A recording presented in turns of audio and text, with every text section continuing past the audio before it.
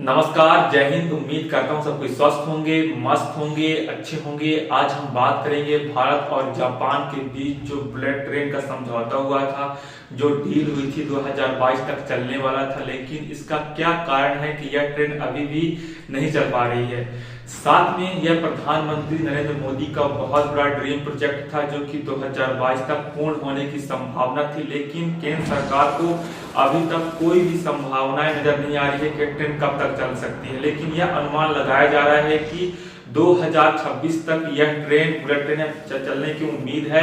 और साथ में आप तो जानते हैं, जो बुलेट ट्रेन है, बुलेट ट्रेन अहमदाबाद से लेकर मुंबई तक चलने वाली थी। और साथ में यह जो प्रोजेक्ट था, इस प्रोजेक्ट का कमान national high speed train corporation limited के पास था। आप लोग शॉर्टकट में जानते हो, करंट अफेयर्स के रूप में NHSRCL के पास था। और जो इस ट्रेन की अनुमानित लागत था, जो अनुमान था, इस ट्रेन की अनुमानित लागत 1.8 लाख करोड़ के आसपास था। 1.8 लाख करोड़ के आसपास था। साथ में इस ट्रेन का जो अधिकतम रफ्तार है, जो इस ट्रेन की रफ्तार थी 350 किलोमीटर प्रति घंटा। इस ट्रेन की रफ्तार 350 किलोमीटर प्रति घंटा की रफ्तार से यह ट्रेन चलने वाली थी, बुलेट ट्रेन। और साथ में यह जो ट्रेन की जो 508 किलोमीटर की दूरी को कम समय में तय करेगी। यह 3 घंटे के रास्ता को सफर 508 किलोमीटर को 3 घंटे में सफर तय करती। और साथ में यह जो बुलेट ट्रेन था, यह बुलेट ट्रेन भारत और जापान ने 2015 में इस बुलेट ट्रेन को डील किया था। तब उस समय शिंजो आबे जापान के प्रधानमंत्री थे और भारत के प्रधानमंत्री नरेंद्र मोदी जी थे। और केंद्र सरकार को यह लग रहा है कि ये जो जापान को लेके, जापान अभी भी असमंजस में है कि जापान खुल के बात नहीं कर पा रहा है कि इस बुलेट ट्रेन को कब तक पूर्ण करवाना है भारत में।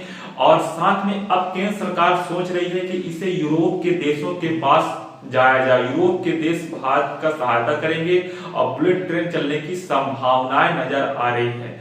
जो केंद्र सरकार इस सेवा को 2026 तक चालू करने को शुरू करना चाहती है। और साथ में जापान इस समय सीमा को कोई पक्का वादा नहीं कर पा रहा। जो जापान है अपने समय सीमा जो पक्का वादा नहीं कर पा रहा है। और हिंदुस्तान टाइम की रिपोर्ट के मुताबिक जो है कि भारत सरकार अब यूरोप के दूसरे सप्लायरों से बात करेगी। यूरोप के देशों के जो बहुत बड़े कंट्रैक्टर होंगे उनसे संपर्क किया जाएगा और बुलेट ट्रेन का फिर से चालू करवाने की संभावनाएं बताई जा रही है कि 2026 तक यह कार्य पूर्ण हो सके और भारत में बुलेट ट्रेन चल सके। और इस हिसाब से जो बुलेट ट्रेन प्रोजेक्ट को अलग अलग हिस्सों के लिए ग्लोबल टेंडर तैयार करने के लिए प्रोजेक्ट को निर्देश दिए गए थे सितंबर में, लेकिन टेंडर को रोक दिया गया था।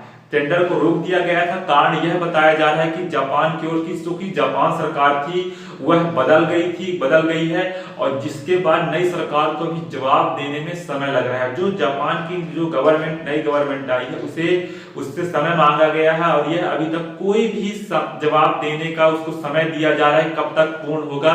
तो अभी इसी का इंतजार किया जा रहा है कि जापान में जो नई सरकार आई है उससे उम्मीद जताई जा रही है कि वह जवाब देगी, उसका क्या रिजल्ट आने वाला है, या तो ये प्रोजेक्ट में हाँ भरते हैं कि नहीं भरते हैं। जो national high speed rail corporation limited का मानना है कि उसने 1.8 लाख करोड़ रुपए में से जो उसका बजट था इस प्रोजेक्ट पर पहले ही 60,372 करोड़ रुपए खर्च कर दिया है। जो 1.8 लाख करोड़ रुपए में से 60,372 करोड़ रुपए खर्च कर दिया है। कौन कर दिया है? National high speed rail corporation limited. और साथ में इस लागत का एक बड़ा हिस्सा, जो इस ट्रेन का लागत का बड़ा हिस्सा बुलेट ट्रेन के बुनियादी ढांचा पर खर्च किया गया है। और जो यह ट्रेन है और यह ट्रेन सेट खरीदने और सिग्नलिंग सिस्टम स्थापित करने पर खर्च करने के गुंजाइश से बचती भी है। और इसका मतलब यह है कि प्रोजेक्ट की लागत में बढ़ोतरी होने की संभावनाएं ज्यादातर हो रही है। और साथ में टाइम्स ऑफ इंडिया के मुताबिक भारत की पहली बुलेट ट्रेन का नाम शिकानसेन E5 के नाम से जाना जाएगा। जो टाइम्स ऑफ इंडिया के मुताबिक भारत की पहली बुलेट ट्रेन को शिकानसेन E5 के नाम से जाना जाएगा। और साथ में आप लोग इसे नोट कर लीजिएगा कि टाइम्स ऑफ इंडिया के मुताबिक आपके करंट अफेयर्स ग्रुप में इस ट्रेन को शिकानसेन E5 के नाम से जाना जाएगा। और इसका जो बड़ा हिस्सा, जो बड़ा लागत था, वह 60,000 372 करोड़ रुपए इसका खर्च हो चुका है 1,08 करोड़ के अनुमानित लागत में से। और साथ में इसका जो बुनियादी ढांचा तैयार है, लेकिन जो कि इसकी जो बजट है काफी ज्यादा और भी ज्यादा बढ़ने की संभावनाएं नजर आ रही है कि इसका जो बजट है और भी ज्यादा विस्तार हो सकती है, उसकी लागत करीबन और ज्यादा बढ़ने की उम्मीद है। तो यही है, यह भारत का और जापान के बीच जो प्रोजेक्ट डील हुआ था इसमें देरी हो रही है और देरी के बहुत सारे कारण हैं।